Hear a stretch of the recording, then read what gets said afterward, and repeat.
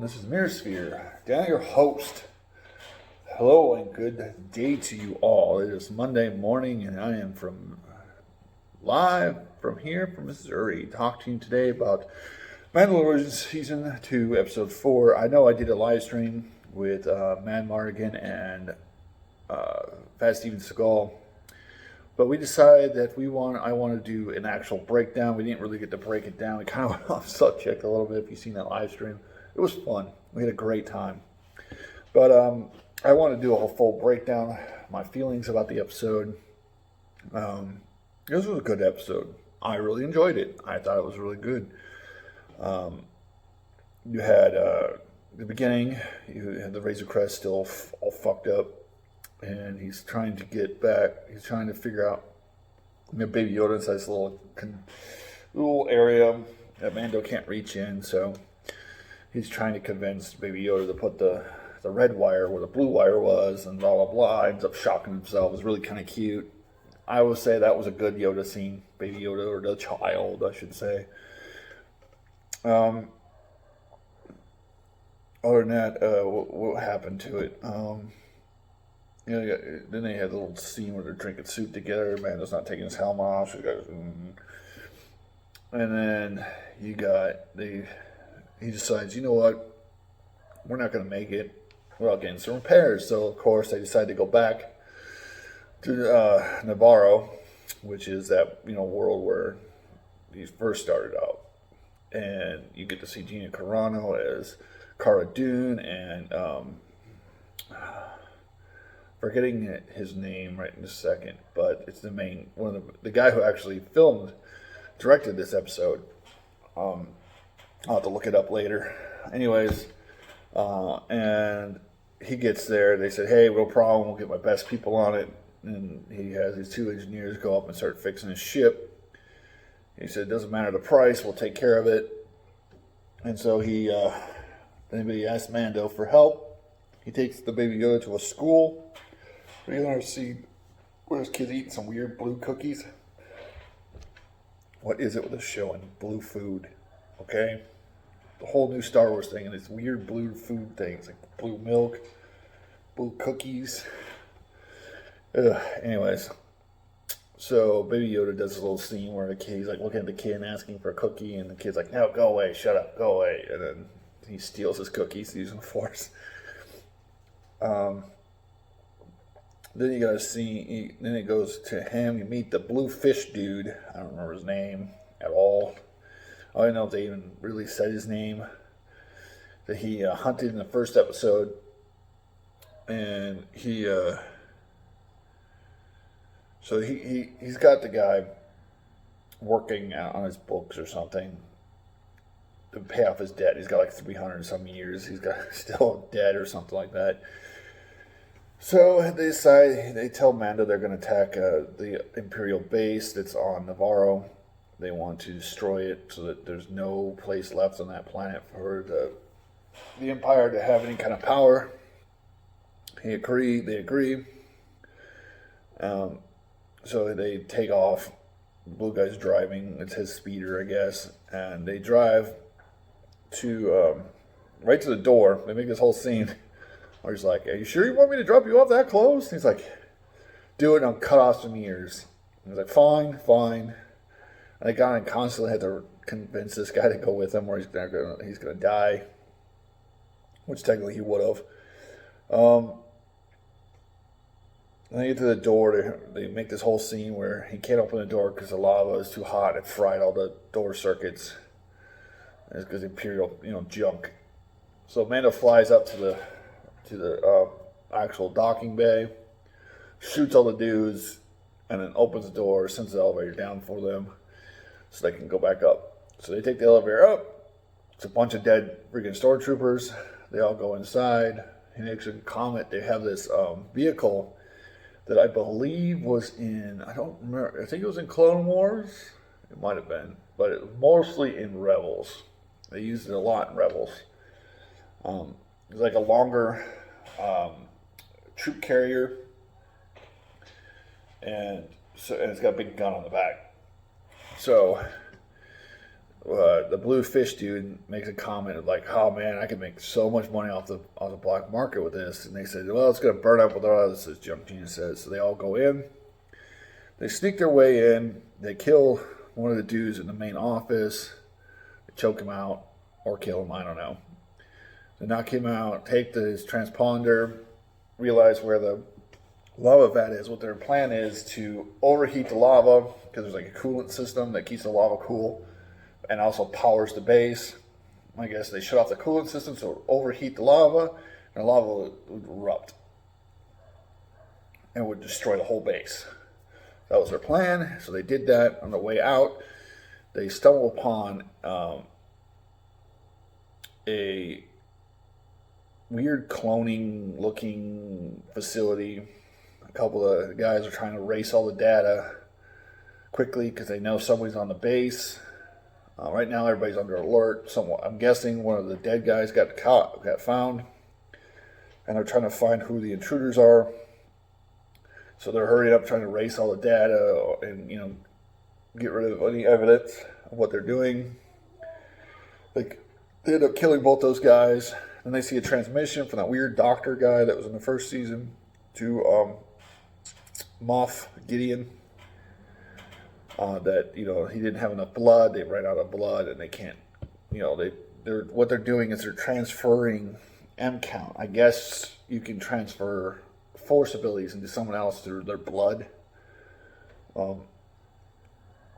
which is a new thing, I guess.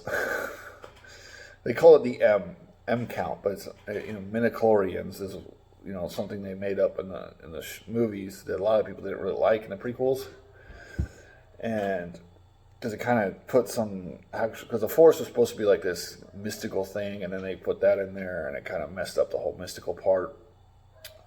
So they see the transmission. Mando realizes that Moff Gideon is still alive. And he needs to get back to the child as quickly as possible because he's afraid for the child. So they tell him to jet back. They'll get it. They'll escape their way. He's like, fine. So he runs back to the lava pit, kills a couple troopers on the way, flies out. And a bunch of scenes where he take bullet fire to his armor and pretty much bouncing off, or it's absorbing it. So he just turns around, and he flies off. He ends up. Then the other guy. And then it goes back to the other team. His team, Gina, and all those guys. They can't escape because there's too many troopers in the elevator firing at him. So he decides, screw it. They're going to take that transport, and then they try to get out the way that they should, but the door's shut. So they decide to run it off the platform, which they crush the speeder. It lands on the speeder, which I guess. Betsy and Skull mentioned that it was actually the same speeder from the movies. They just reused the prop, so that's actually pretty interesting. Luke's, original speeder. They crush it. He drives off, and of course they have some bike troopers coming after him. Of course, they're all fucking dumb, so they jump off and two actually run into each other and die right at the beginning. So only 3 make it down the hill, and they all go after him. He shoots, gets on the back of the gun, starts firing. Finally, he hits one of the first ones. The other 2 get around the ship, around the carrier. One starts climbing on top.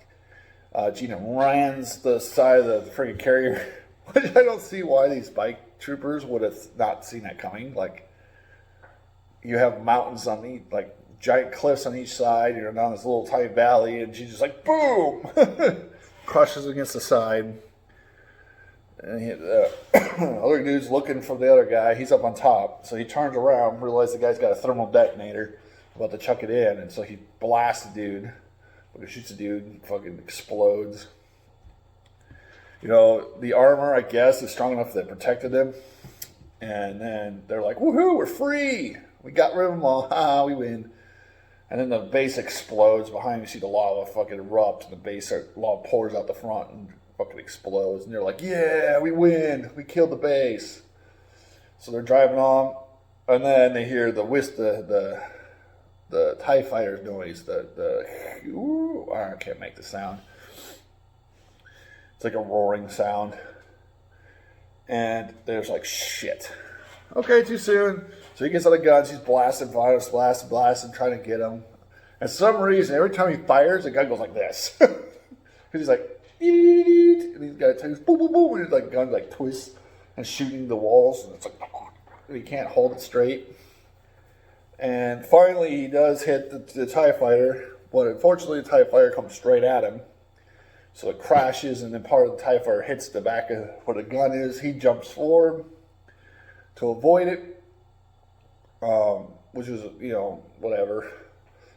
And so the gun's damaged. They can't use it anymore, so he goes back up to the front. They're like, oh, my God, we're almost there. They finally exit the canyon, and they get to, like, the large valley until they get to the town, which is actually pretty freaking close to this Imperial base. Well, I know we're in Snow. Like, it's really fucking close. Like, here's a town, here's a fucking base. And it's just on this little... So, they're almost to the town, and they see the TIE fighters go past them. They're like, oh shit, oh shit, oh shit. And then the fucking one gets blown up, and it's the Razor Crest. He does that. He does remember Barry back to when the Millennium Falcon blew up the thing and the Death Star and he come flying over? And he goes, woohoo! They're all shouting. And he's chasing after the thing. He goes up, up, up, up, up. Baby Yoda's something. He's like, hold on, Baby Yoda. Fucking Baby Yoda's like, woohoo! So he's doing this whole scene where he's like, yay!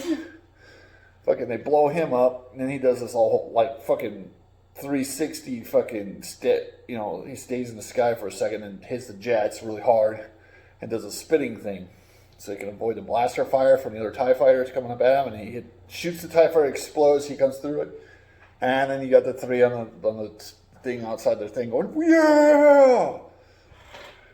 And he says, hey, why don't you come down, buy you a drink? He's like, hey, don't worry. He's like, what do I owe you for saving us? He's like, don't worry about it. Thanks for the repairs. He's like, why don't I come buy you a drink? And the guy's like, well, I got stuff to do here, and I need to get as quickly as possible the child to safety, or shit will go down bad. So he decides, okay, fine. So Mando takes off and heads to where Ahsoka is. I don't know in the next episode. My predictions for the next episode, I believe he's going to either reach Ahsoka or he's going to be being chased. And then this is the two major ways I think this is going. He's either going to get to the planet where Ahsoka is, and then the Imperials are going to show up. And it's going to be him and Ahsoka and Baby Yoda and whoever's with her defending the child from Moff Gideon and his forces. Or my other prediction is he's going to be in space. They're going to be chasing him. They're going to tractor his ship. Maybe the rebels show up and they realize what's going on, show up at the last second, fucking, X-Wing show up and save his ass and take him to her. Or third, I guess in the third, he gets captured, they get the baby, he has to fight his way, finally save the child or something, or Ahsoka's going to say, I don't know. Or it could be that he's being chased, and that's when the other Mando people show up, the ones that have been after Moff Gideon, and they save him. I don't know. There's a different... I don't know how the next episode's going to... Hopefully it's not a complete filler. This one's a little bit of a filler episode, but it continued the story from the first season, so it was good. Yeah, he didn't get the baby to Ahsoka. That's the whole point of the season, and we're 4 episodes in of an 8-episode season, so the next 4 episodes really got to kill it. Really got to do good work. That's what I'm hoping. I'm hoping 5 does really well, 6, 7, and 8. I hope they ended this season really good, because this is the only Star Wars I actually still enjoy. Everything else sucks. I mean, everything. Because they keep attaching fucking new sequel trilogy to it, and it's just horrible. Yeah, there was a little bit of sequel crap in here with the clones. I'm worried that it was Snoke in those tanks, because the clone facility had these tanks with some dudes in it. It could be a Snoke. It could have been. I was afraid it was failed, the Emperor clones. But at the end of this, anyways, But then they have where one of the engineers was actually working for the Empire. So she put a tracking device on their ship. Which doesn't make any sense because in the first season they could track the baby through a fob. So I don't get it. Yeah, it doesn't make any sense. So, anyways, make this, and then the lady who's on the starship, the Imperial lady who gets the message, hey, the engineer says, hey, I put the tracker on. She's like, good job. You'll be well rewarded in a new era. She walks back to Moff Gideon, says, she reports to him that yes, the tracking the child is still with him, that she confirmed it. And he smiles and he looks and you see these like black trooper looking things along the wall. My guess is he's trying to reclone a new army. And he wants to make them force sensitive or something, is my guess. Force sensitive stormtroopers. Maybe? I don't know. It'll be interesting what they exactly do. I kind of see like Death Troopers or something. He'll probably call them maybe his own army he's trying to create. Make himself the new Empire. And Moff Gideon walks in and he's got that fucking cheap-ass Vader-looking outfit on. Because I guess he wants to resemble Vader. And he's got the Darksaber.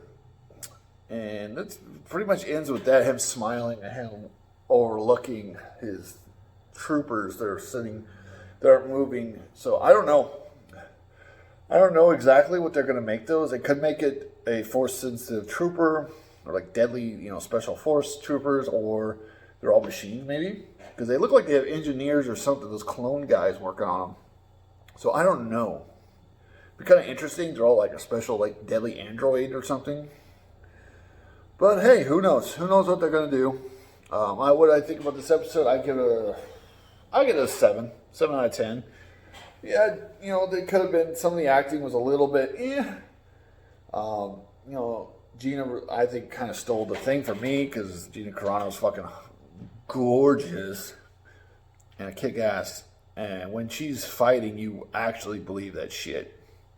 Yeah, she could have used her blaster a lot more, because some reason in the beginning when she's fighting these, like, I forgot to put this scene in there. You have a scene where Gina Carano is fighting these little alien dudes who I guess are thieves, and she's the new marshal.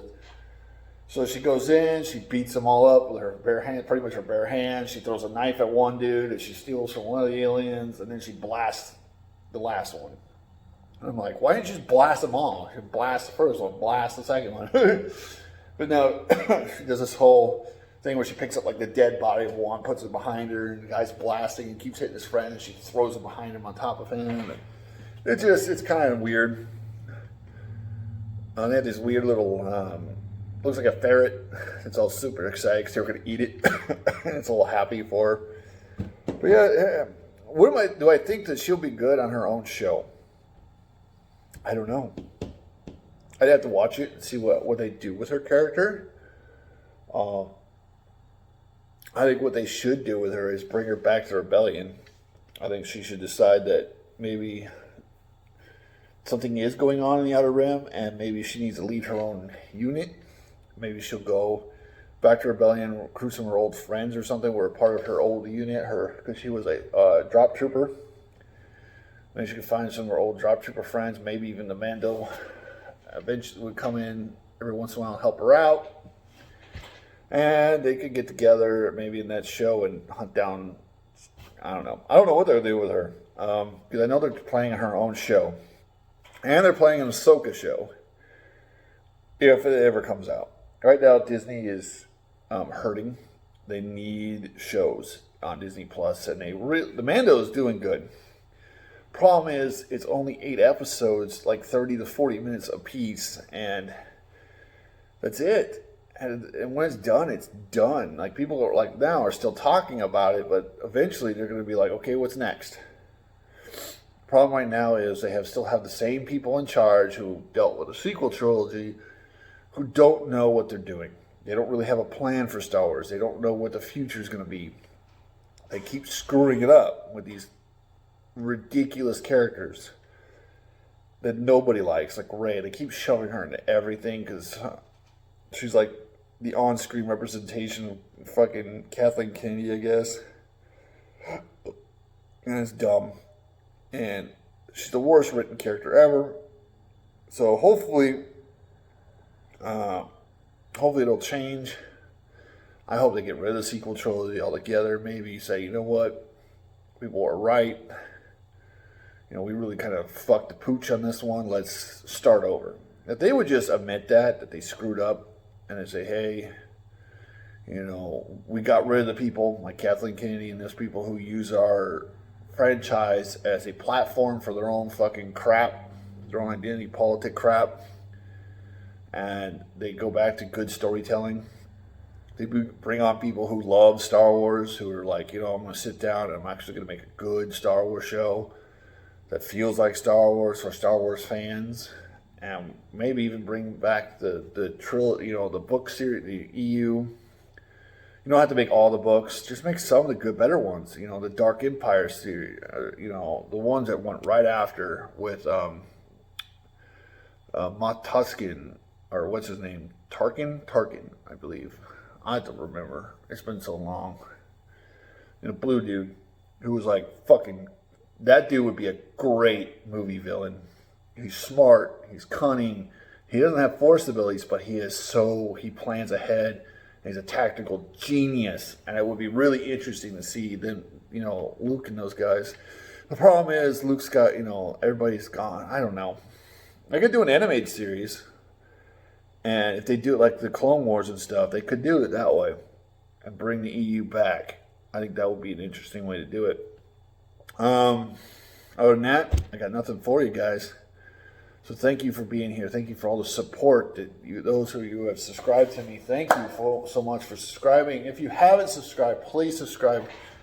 Please follow me here on YouTube or on Twitter or on Twitch, which I have a Twitch channel, but I don't have any videos uploaded there yet because I did. But for some reason Twitch gets rid of old videos, which kind of sucks.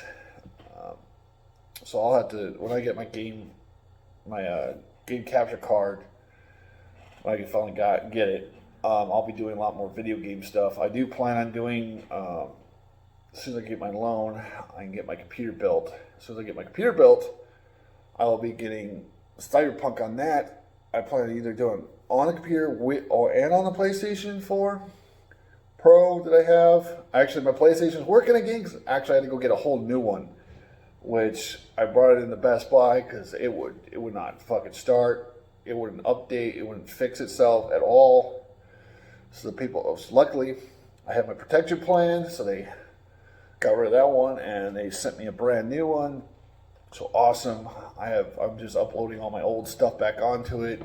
Fortunately, all my saved data is gone. That's not like online saved, so that sucks. But so hopefully when I get that all back updated, start getting games back on it, I'll be able to start playing with all of you guys again. Because it sucks. It really does. That all my stuff was gone. I was like, oh, damn. It really sucks. I had lots of games and lots of save files on that. Oh, but yeah. But thank you. Thank you all. Please like, share, and subscribe again. Please do. And comment. Leave a comment what you thought about Mandalorian episode 4. I know this is a little bit late getting it out here, but this is my full breakdown video of it. So I hope you all enjoy. And I'll see you next time in the Mirror Sphere. Peace out.